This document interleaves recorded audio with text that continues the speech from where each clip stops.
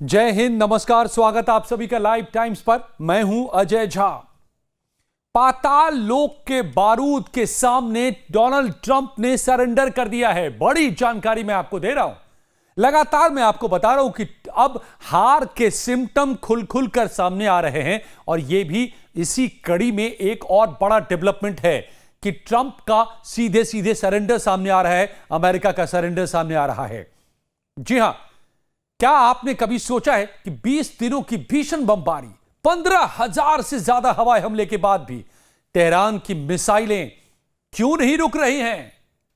आज वॉशिंगटन से ऐसे दो बयान सामने आए हैं जिन्होंने बता दिया है कि क्यों रात की नींद उड़ चुकी है डोनाल्ड ट्रंप की और नेतन्याहू की।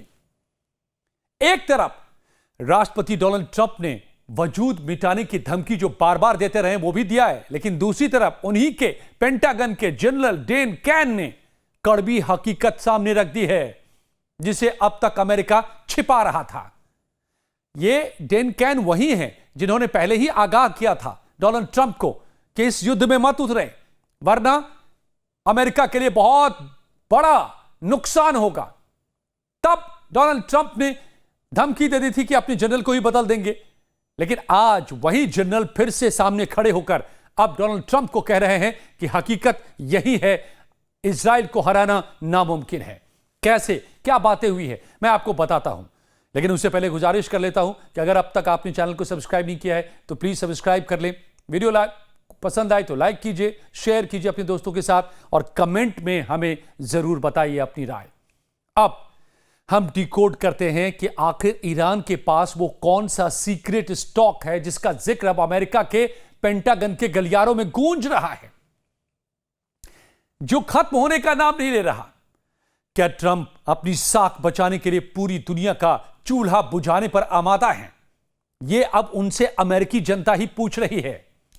जनरल डेन कैन ने सरेंडर कर दिया है कि एक मिलिट्री ब्लंडर है। युद्ध से पहले भी उन्होंने यह बात कही थी और युद्ध के 20 दिन के बाद भी वही जनरल डेन कैन अब भी डोनाल्ड ट्रंप को यही समझा रहे हैं। तो सबसे पहले समझिए कि अमेरिकी ज्वाइंट चीफ ऑफ स्टाफ के चेयरमैन जनरल डेन कैन ने क्या कहा है। उन्होंने आज माना कि अमेरिका ने ईरान को कम आंकने की बहुत बड़ी रणनीतिक गलती कर दी, स्ट्रेटेजिक मिस्टेक कर दिया।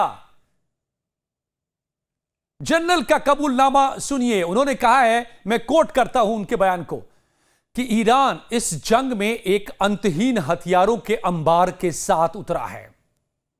उसके मिसाइलों का जखीरा अंतहीन है, खत्म नहीं हो रहा है। यह जनरल डेन कैन ने कहा। 20 दिन के युद्ध के बाद निपटाने आए थे रातों रात। 2-3 दिन का मामला समझ के उतर गए थे डोनाल्ड ट्रंप और अब उनके ही जनरल कह रहे हैं कि यह तो अंतहीन युद्ध है, मिसाइलों का जखीरा तो खत्म ही नहीं हो रहा है। हमने 15,000 हमले कर दिए, 7,000 ठिकानों को नेस्तनाबूद कर दिया, 5-5 टन के बम गिरा रहे हैं और फिर भी इजराइल के मिसाइल आ रहे हैं, तबाही बरपा रहे हैं। तो यानी यहां का मिसाइल का जखीरा खत्म होने वाला नहीं है। यह अमेरिका के जनरल ने अब अमेरिका के राष्ट्रपति को यानी डोनाल्ड ट्रंप को साफ साफ बता दिया है।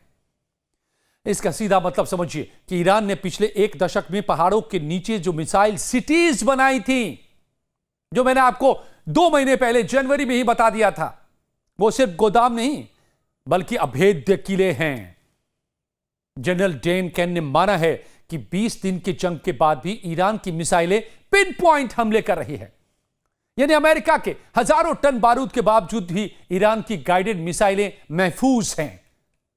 और ये हम जानते हैं कि पाताल लोक से निकलकर सीधे हमला कर रहे हैं। उड़ा दिया, ईरान के गैस फील्ड पर हमला किया तो जवाब में कतर की और फील्ड को उड़ा दिया, गैस फील्ड को। और इसी के बाद यह खलबली मची है पेंटागन में जब ये सारे बयान आ रहे हैं सामने।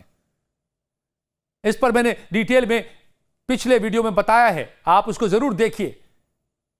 लेकिन यह वजह है कि उन्होंने कतर के सबसे बड़े गैस हब रास लफान को निशाना बनाकर ईरान ने यह मैसेज दिया कि अगर हमारे साउथ पार्क को छुआ तो हम पूरी दुनिया का एनर्जी मैप बदल कर रख देंगे।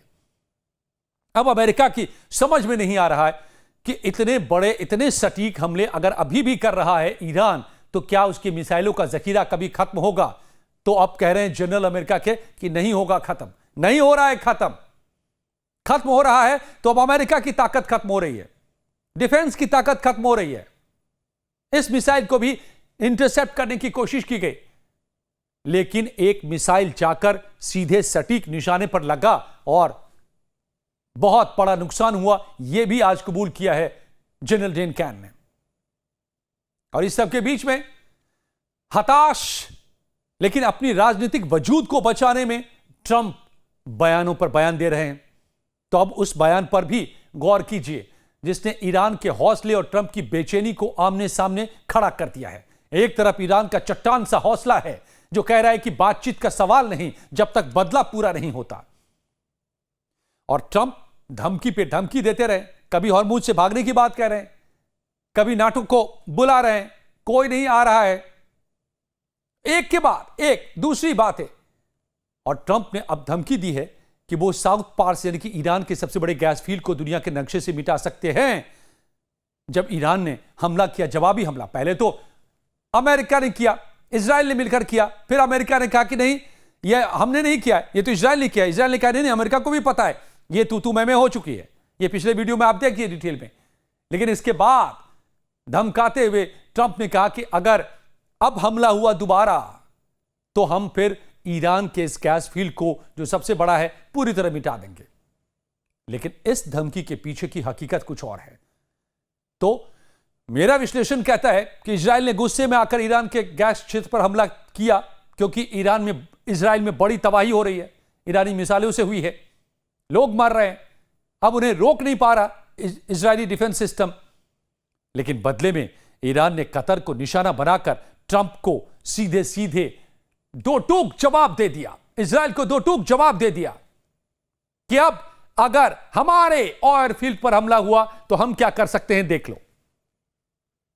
तो ट्रंप ने भी आज पहली बार माना है कि ईरान के पास मैसिव इन्वेंट्री है, यानी बहुत बड़ा जखीरा है मिसाइलों का। यह ट्रंप का अल्फाज है, मैसिव इन्वेंट्री। वो कह रहे हैं कि ईरान पुरानी मिसाइलों के पीछे छिप रहा है, लेकिन हकीकत क्या है? ट्रंप की अपनी चीन यात्रा रद्द हो गई है। भाई साहब फंसे हुए हैं यहां पर युद्ध में। ईरान हार नहीं मान रहा है और उसकी मदद पीछे से चीन कर रहा है। तो अब चीन यात्रा भी रद्द। तो चीन से भी आखिरी मदद जो मांगी थी अपने दुश्मन देश से, वो मिली नहीं। और हकीकत उल्टा सामने आ गई कि चीन की मदद से ये हमले हो रहे हैं। तो चीन की यात्रा को भी रद्द करना पड़ा है। तो ट्रंप को पता चल चुका है कि वो ईरान की मिसाइलों के नहीं बल्कि चीन के बिछाए वीदो जाल में फंसे हुए हैं। चीन की वीदो जो नेविगेशन सिस्टम है, कम्युनिकेशन सिस्टम है, उसी की मदद से ईरान इस वक्त फायर कर रहा है और पिन पॉइंट हमले कर रहा है। यह भी मैंने आपको कल के वीडियो में बताया था। तो सवाल यह है कि 20 दिन बाद भी ईरान की मिसाइलें जो सटीक जा रही हैं, उसके पीछे यही चीन का डिजिटल कवच है। और जनरल केन और ट्रंप दोनों की चिंता की असली वजह भी यही है ना। दोनों वजह कि ईरान का जखीरा इतना है कि वो खत्म नहीं हो रहा है, और ईरान चीनी नेविगेशन सिस्टम की मदद से सटीक हमले कर रहा है इन मिसाइलों से। चीन का वीदो सैटेलाइट सिस्टम ने ईरान की मिसाइलों को वो डिजिटल आंखें दी है, बाज की आंखें दे दी है, जो इजराइल के किसी भी जैमर को चीर देती है। ऊपर से चीन से मिल रहा सोडियम परकोरेट जो केमिकल जिसने ईरान की मिसाइलों को सॉलिड फ्यूल की ताकत दी है, इसी ईंधन के दम पर ईरान की मिसाइलें प्ले एंड गो मोड में गरज रही हैं।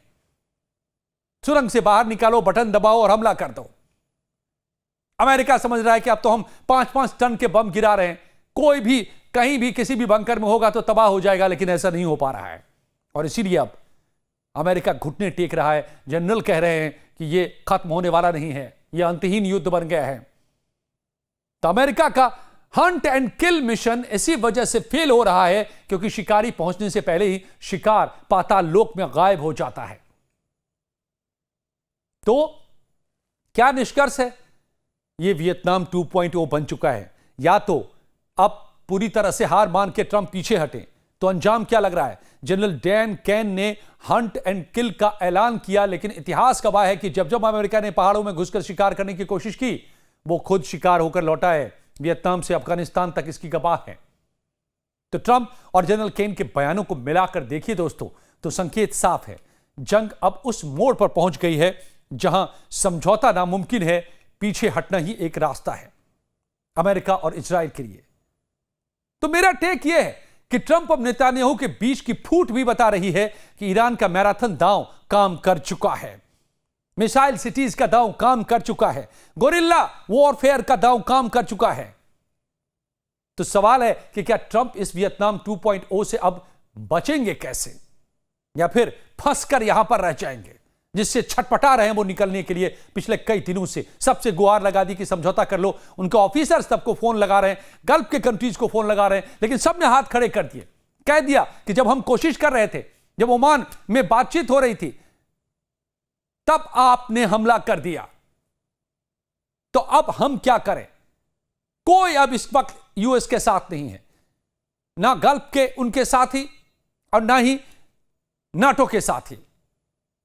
तो इसीलिए ट्रंप फंसे हुए हैं। और अगर आपको भी लगता है दोस्तों कि ट्रंप बुरी तरह से फंस चुके हैं, तो अपने कमेंट में हमें लिखिए यूएस इन ट्रैप या फंस गए ट्रंप, लिखिए भर के, ताकि पता चले कि क्या गलती की है और उसकी सजा क्या अब होने वाली है। और ये जानकारी अच्छी लगी हो तो इसे लाइक और शेयर जरूर कीजिएगा दोस्तों। धन्यवाद। मिलता हूं अगले अपडेट के साथ अगले एक्सप्लेनर में। शुक्रिया, नमस्कार और हैप्पी ईद।